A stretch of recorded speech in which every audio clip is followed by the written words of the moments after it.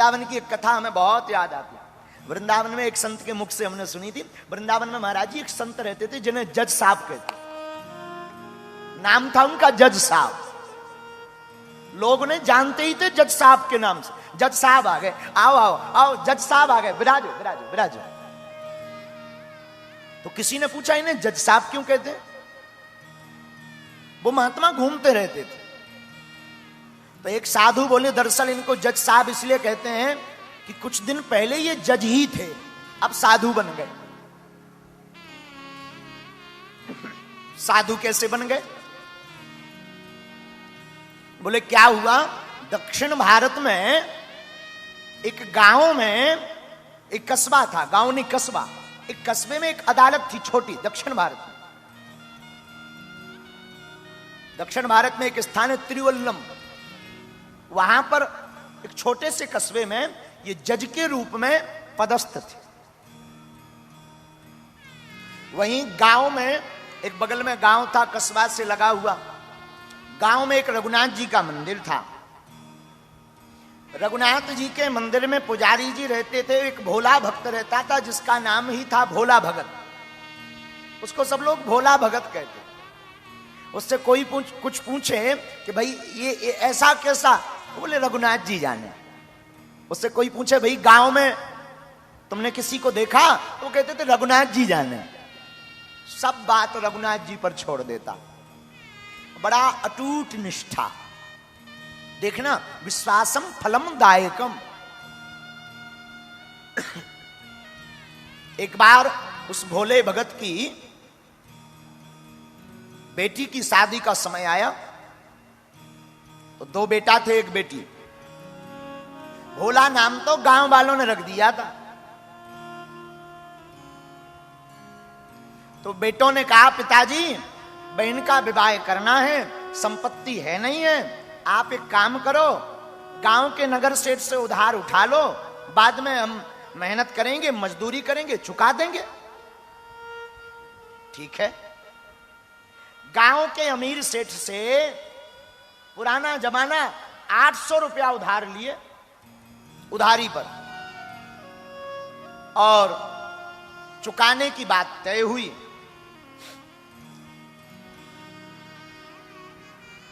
सेठ ने एक कागज लिया, उस पर लेखनी की, दस्तखत कराए, तो अंगूठा किया उसने। वो आया, रघुनाथ जी के चरणों में वो पत्र रखा, सरकार 800 रुपए का कर्जा हो गया, अब आप कृपा करना ये चुक जाए। ठीक है ठीक है। नित्य सेवा करता, झाड़ू लगाता, पोंछा लगाता, रघुनाथ जी को देखता रहता दिन भर, संध्या काल, प्रातः काल, दोपहर वेला में, बयारू में देखता रहता। थोड़ी देर के लिए पर्दा लग जाए तो उसका मन छटपटाता रहता, कब रघुनाथ जी का पर्दा खुलवे और कब हमें दीदार हो, कब हमें दर्शन हो, कब हम उनकी आभा मंडल रूप का आस्वादन करें, उस रूप रस सुधा का आनंद लें। डूबा रहता मस्ती में। कालांतर में भोला भगत के बेटों ने मेहनत की, मजदूरी की, 1000 रुपया कमाए तो 800 रुपया ब्याज दे दिए। पिताजी चुकाए आओ। अब भगवान की कृपा हो गई, चुकाओ। भोला भगत, सेठी जी श्री सीताराम, आपकी जो हम उधारी ले गए थे ना, ये स्वीकार कीजिए। हाँ लाओ लाओ लाओ लाओ। और भोला कैसे हो, आपकी कृपा है, रघुनाथ जी जाने। एक कागज लिया, वो जो कागज था जिसपे 800 की उधारी लिखी थी, चुकती लिख दी, दूसरी रसीद बना के दे दी, लो इसे पढ़ लो। हम क्या जाने, हम तो पढ़े लिखे नहीं साहब, रघुनाथ जी जाने। अब मलाल मन में भर गया सेठ के, अमीर के, ये बढ़िया है, ये पढ़ा लिखा है नहीं, 2 बार रुपया ले सकते हैं इससे। तो अच्छा एक काम करो, जरा पानी लाओ भीतर से। उससे पानी लेने भेजा तो जिसमें चुकती लिखा था वो पर्चा अपनी बही में रख लिया, झूठ मूठ का ऐसे ऊपर नीचे कुछ लिख लिख करके दे दिया, लो ये है, चुक गए, जो आ गया। आया भागा भागा, रघुनाथ जी के चरणों में वो पत्र रखा, आपकी कृपा से रुपया चुक गए। सेठ की मती मारी गई, भक्त पर भगवान को कौतुक करना था, तो सेठ ने दोबारा रुपया लेने के लिए इनके ऊपर, भोला भगत के ऊपर केस लगा दिया। ये कोई घटना हम आपको त्रेता द्वापर या बहुत सतयुग की पुरानी नहीं, कलयुग की, अभी यही कोई 80 साल पहले की घटना सुना रहे हैं।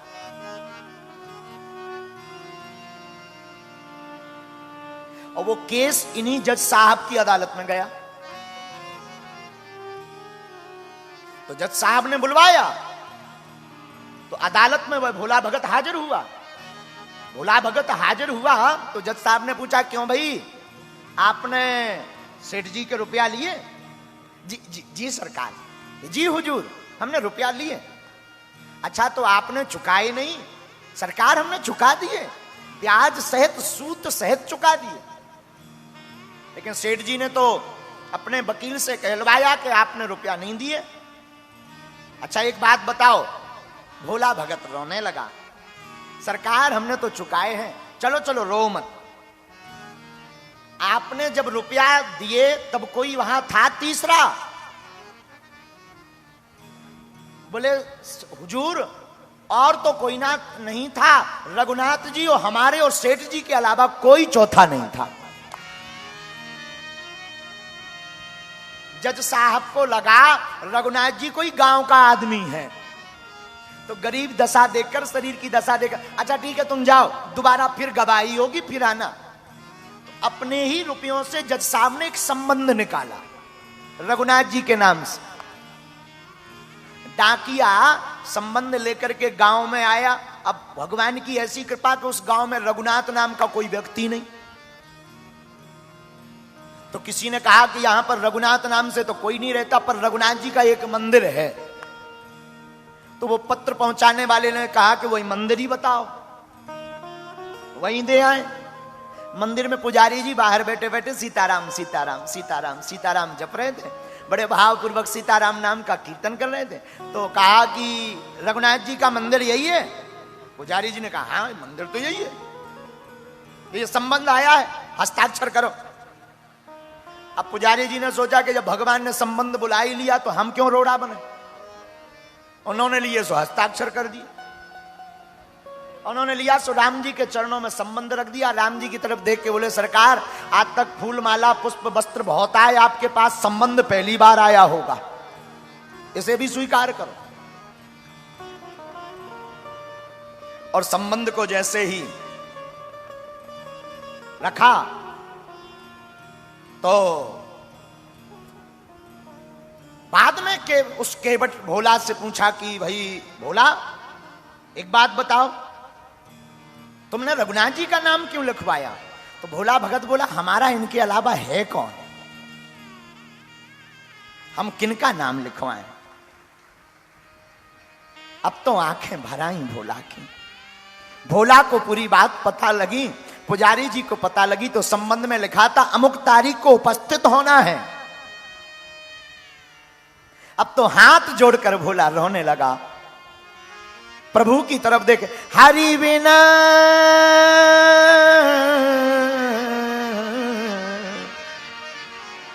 हरि बिना संकट कौन निवारे, हरि बिना संकट कौन निवारे, कौन निवारे,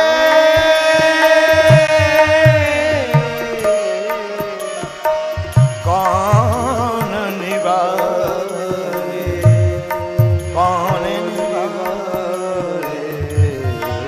भोला भगत कहता,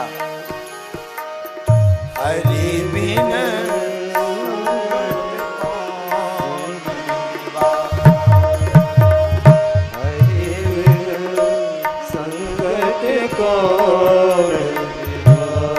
हे रघुनाथ जी,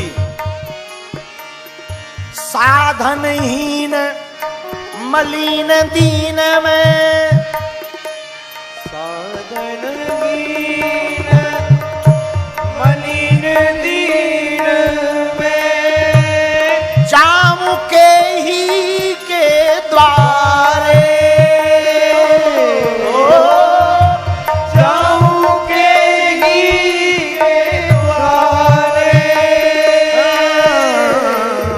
हरि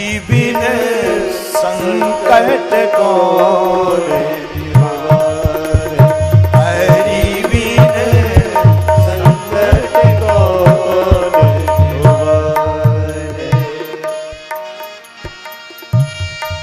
हे रघुनाथ, आपके बिन कौन है हमारो, हम किसके द्वार जाएं। रखियो लाज हमारी आज गिरधारी, आज हमारी लाज रखो। आपके बिन कौन हमारो, हम किसके द्वार जावे, किसको अपनी सुनावे। हरि बिन संकट कौन निवारे, हरि बिन संकट कौन निवारे। या अनाथ की लाज आज प्रभु, या नाथ की लाज आज प्रभु, है रघुनाथ सहाय।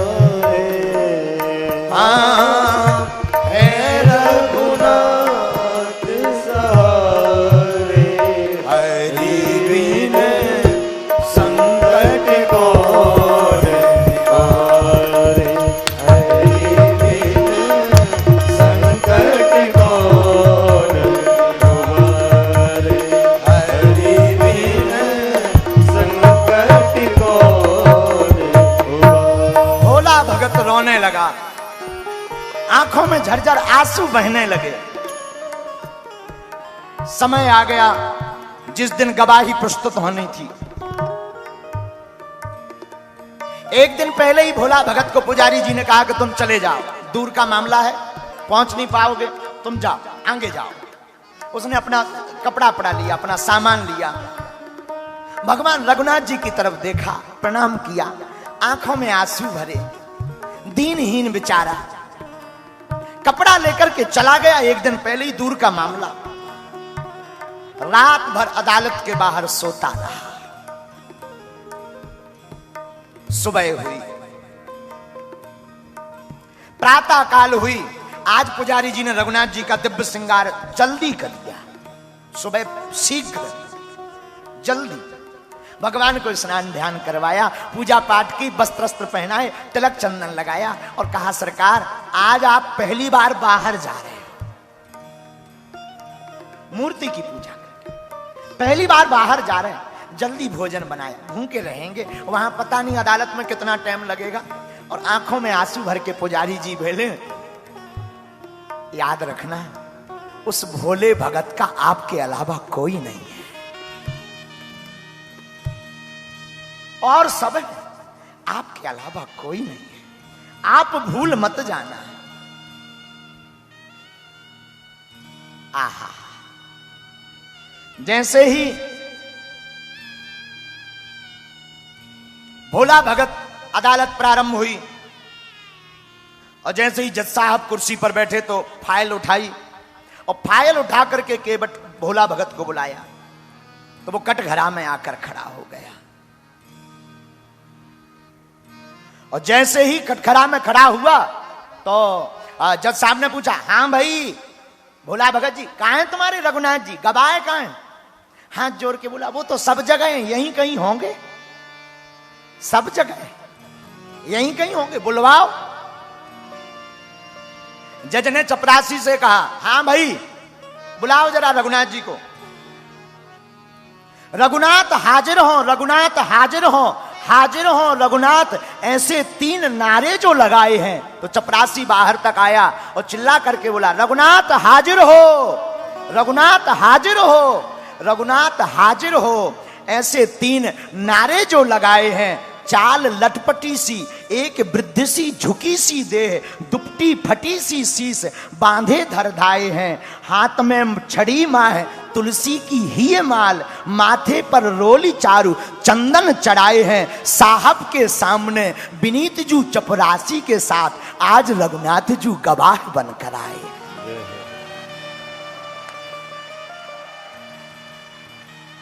आज रघुनाथ जू गवाह बनकर आए। हाथ में एक छड़ी लिए हुए, कपड़ा फटे से भगवान पहने, मस्तक पे चंदन भगवान लगाए, शरीर कांप रहा। और चपरासी ने आवाज लगाई, रघुनाथ हाजिर हो। तो आवाज दूर से, आ रहे आ रहे आ रहे। साहब के सामने विनीत जू चपरासी के साथ आज रघुनाथ जू गवाह बनकर आए। आकर रघुनाथ जी जो दुनिया के दाता हैं, वो आज कटघरे में खड़े भये। कटघरे में खड़े भये तो चौंक गए सेठ, ये कौन आ गया? सेठ की आंखें फटी रह गई, आंखें फटी रह गई। तो भगवान ने पूछा, क्यों भाई रघुनाथ जी? और ये भोला भगत ने सेठ जी को रुपया दिए, तब तुम वहां उपस्थित थे? रघुनाथ जी ने कहा, जी सरकार, हम वहां पर थे। आपको अगर विश्वास नहीं होता है तो सेठ को यहीं बंदी बना लो, और इसकी 32 नंबर की डायरी उसके मकान में रखी है, उसके बीच में वो कागज रखा है जिस पर चुक्ति के हस्ताक्षर हैं, उसे उठवा लिया जाए। भगवान तो अंतर्यामी है, प्रभु तो अंतर्यामी है। पुलिस भेजी गई घर, चपरासी के घर से वो बही मंगाई गई, और वो रसीद पाई गई, और रसीद पाई गई, बंदी बनाया गया सेठ को, और भोला भगत को बाइज्जत बरी किया गया। लेकिन जज का मन नहीं माना। बाद में अपने केबिन में जज गए तो रोने लगे।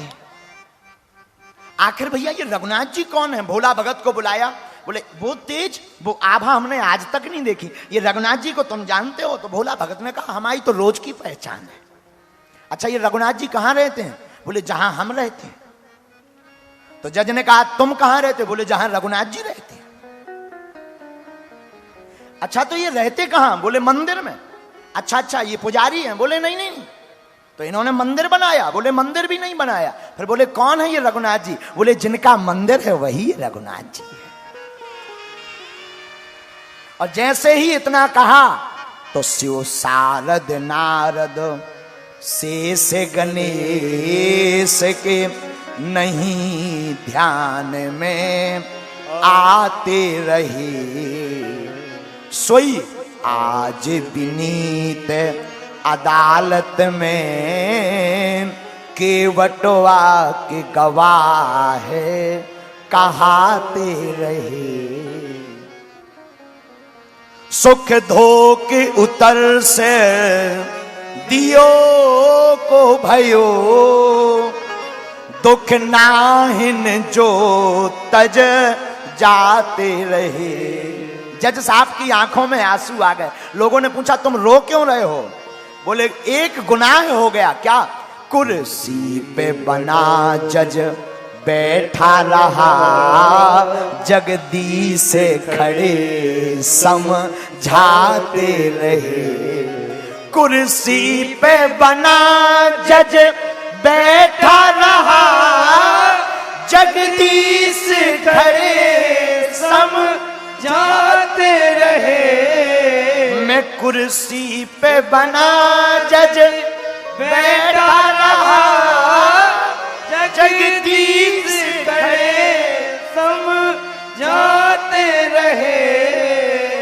और आंखों से आंसू बह गए जज साहब के। और उस दिन के बाद कभी अदालत में नहीं बैठे। लोगों ने कहा, कहां जा रहे हो? बोले जहां से गवाह आए थे, अब उन्हीं गवाह के चरण शरण में जा रहे। वृंदावन आ गए, तब से वृंदावन में उन्होंने वास किया। ये बात उनके लिए है जो कहते, महाराज भगवान मिलते नहीं। भगवान का मिलना कठिन नहीं है, हमारा आपका सरल होना कठिन है। हे मुरलीधर छलिया मोहन, हम भी तुमको दिल दे बैठे। गम पहले से ही कम तो न थे, एक और मुसीबत। वृंदावन बिहारी लाल की शेष भागवत की चर्चा हम करेंगे। आज भगवान का अवतार है, लेकिन उसके पहले